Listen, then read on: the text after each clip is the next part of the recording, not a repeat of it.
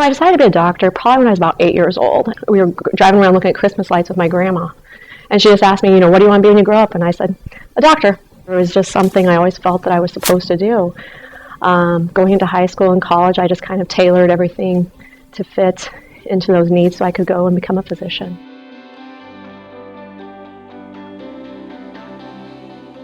Yeah, I think, all along my parents and everybody always told me, you probably can go to pediatrics. I always, as a student in high school, I worked as a teacher's aide. I always enjoyed, babysitting and spending time with small children. A lot of people do go into it knowing that they want to go and be an obstetrician. That's what they enjoy. That's what they, went to medical school to be. But sometimes it's just that moment that you go to your rotations, you come home just a little bit happier.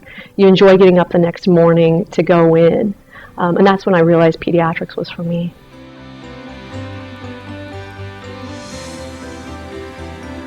I think just seeing the kids. Kids are so dynamic, but they can also be challenging because, my patients can't all talk to me. So I like that challenge of having to figure things out. I like being able to help, the new mom get through that first night home from the hospital when nobody's sleeping. So I just really like that, being able to talk with my families and feel like I'm helping them.